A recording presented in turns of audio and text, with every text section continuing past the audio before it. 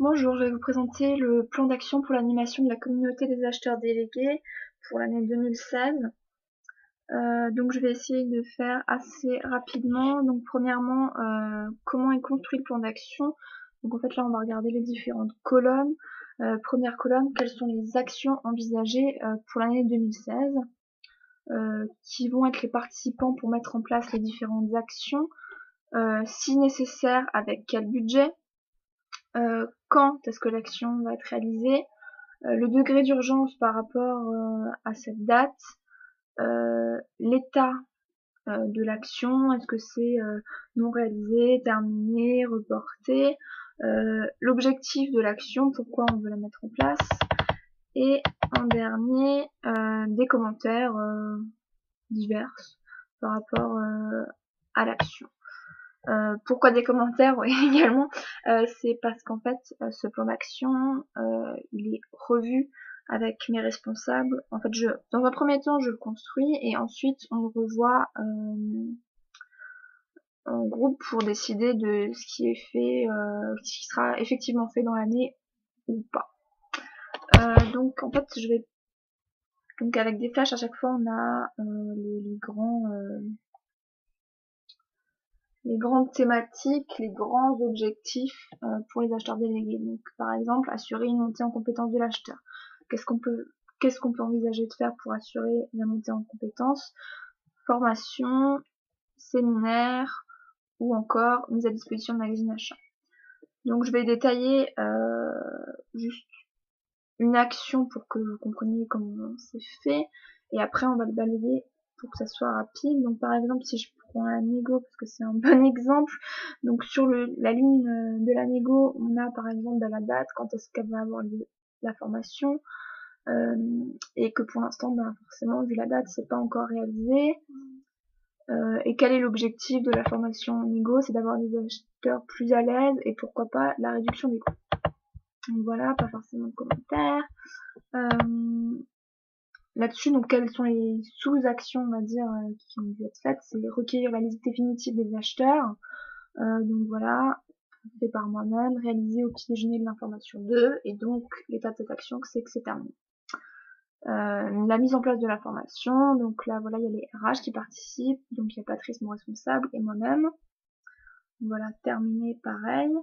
Et ensuite les préparations, les retours avec la formatrice, donc là ça sera mon responsable et moi. C'est prévu pour le mois de septembre et donc pour l'instant ce n'est pas encore réalisé. Voilà, ça sera moi-même aussi puisque je serai encore dans l'entreprise au mois de septembre. Voilà, je ne mets pas des dates comme ça. Donc voilà, des exemples de formations qu'on peut faire. Donc il y a des formations donc, qui seront effectivement réalisées durant l'année. La compta, ça reste au niveau de la proposition. Donc c'est reporté. Et encore autre formation pour essayer de proposer d'autres formations. Donc voilà, autre grand objectif, la mise à disposition d'outils. Donc là il y a deux choses, il y a l'extension des outils utilisés en centrale, donc pour les acheteurs de métier à la direction achat. Et là il y a plein d'outils quoi. Donc le but aussi, dans un premier temps quand je crée le plan d'action, c'est aussi d'avoir de l'ambition, quitte à reporter pas mal de choses, mais il faut quand même essayer d'avoir de l'ambition pour l'année, puisque voilà, il faut quand même avoir une vision de tout ce qui peut être étendu à la communauté. Donc voilà, quelques exemples d'outils. Donc par exemple la BI achat, ça ils ont mis des ateliers pour leur expliquer comment ça fonctionne. Les stratégies par famille, par contre, ça sera reporté certainement l'année prochaine, l'année d'après, à voir. On remettra en tout cas au plan d'action 2017 en fait. Tout ce qui est parce qu'il y a la notion de reporter et d'abandonner. Tout ce qui est abandonné, bon ben voilà. Tout ce qui est reporté, par contre, il sera important de le remettre dans un nouveau plan d'action pour se reposer la question pour l'année 2017. Est-ce que ça sera la bonne année pour le faire ou pas? Donc ensuite SharePoint, donc ça c'est le portail achat. Donc ils ont un espace de l'acheteur délégué. Donc voilà, c'est comment apporter plus d'infos sur cet outil-là. Ensuite, les échanges et le partage entre les achats centraux et les achats délégués. Donc là, il y a plusieurs choses qu'on retrouve aussi dans le reste du rapport d'apprentissage. Donc il y a les petits déjeuners des acheteurs délégués, où on se rencontre, les entretiens de progrès, la mesure de la maturité, le tableau de bord, où on fait le tableau de bord achat délégué, où c'est en quelque sorte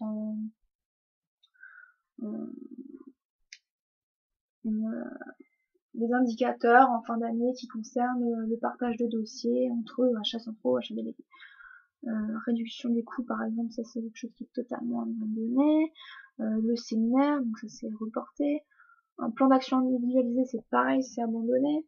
Une enquête de satisfaction et la mise en place d'un outil collaboratif. Donc voilà plusieurs choses qui servent d'échange entre achats centraux et achats délégués. Voilà. Ensuite, autre chose, accueillir les nouveaux acheteurs délégués, puisqu'il y a quand même un peu de mobilité, il y a des gens tout simplement qui quittent l'entreprise, donc il faut aussi les remplacer. C'est notamment le cas, on a eu le cas assez fréquemment par exemple pour les filiales, où le country manager quittait l'entreprise, donc il a fallu le remplacer. Donc là, ce qu'on met en place, c'est une journée d'immersion, et il y a aussi le guide de l'acheteur délégué, donc c'est un peu abandonné. Mais la journée d'immersion, par contre, c'est quelque chose qui maintenant se fait pour les nouveaux acheteurs délégués. Et voilà, donc j'en parlais, intégrer les filiales au projet. Donc voilà, la journée d'immersion, ça les concerne aussi. Des déplacements en Allemagne. Et il a été envisagé de filmer les petits déj, donc ça s'est été écarté. Et ensuite la mise en valeur et la communication au sujet de la communauté, pour que aussi il soit reconnu au sein de l'entreprise et qu'il ne soit pas forcément bypassé, que le processus soit connu. Donc il y a un rappel assez fréquent.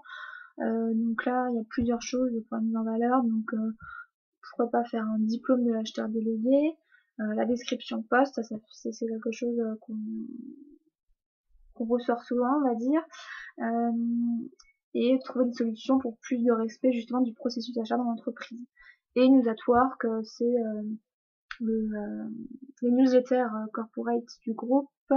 Et donc en fait là, ce sera de proposer assez souvent des articles pour faire un petit rappel de ce que sont les acheteurs délégués pour que ça reste dans la tête des employés du groupe.